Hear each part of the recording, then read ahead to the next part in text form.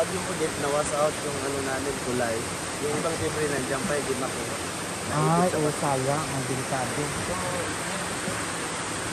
So, ang sabi nila, itong lalim nito is 20 feet.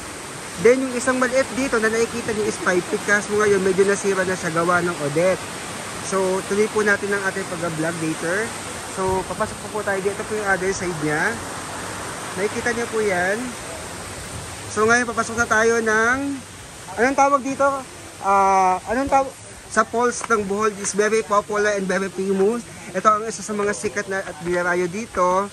Bali, meron dito, madami dito mga foreigner, especially from US, UK, iba-iba, may mga Koreano din dito. So ngayon, ito yung mga tropa ko. May tour guide tayong kasama. Hi JR! Hey! Hello. Bali, hello Paul! Hello po. Sheda. Ito yung ano natin, yung tour guide natin, si Sir Joseph. Hello po, shout out sa'yo. So ngayon, dito po tayo. So papunta na po tayo. Yan, may kita nyo madaming mga turista. So ngayon, ayan, madami tayong mga tourists from other country. So, yan na sila. Oh my J. So this is the very, very popular and very famous in Philippines. So please, say hi guys. Sorry po lang. Hello! Hello! How are you? Welcome to Philippines.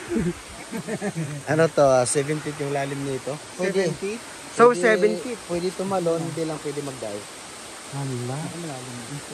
So, talon tayo dito mamaya. May mga life vest naman po kayo, kuya? Wala, uy. Ako lang. Ah, ah, Dito kami naligo sa kapit malimus. gamay, konti. Malimot.